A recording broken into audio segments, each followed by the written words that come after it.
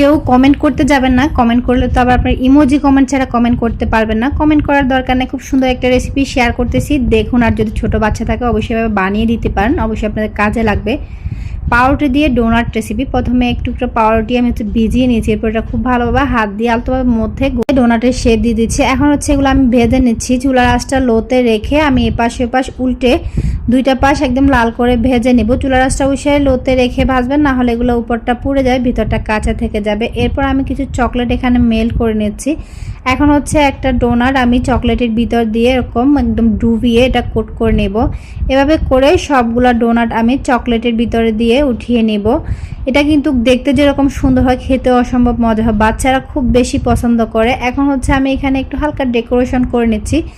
আপনাদের হাতে যদি সময় থাকে এটা ডেকোরেশন করার 5 থেকে 10 মিনিট পরে খাবেন, তবে আমার হাতে অত সময় নেই, আমার বাচ্চারা অত সময় আমাকে দিবে না। তো আমরা এগুলো সাথে সাথে খেয়ে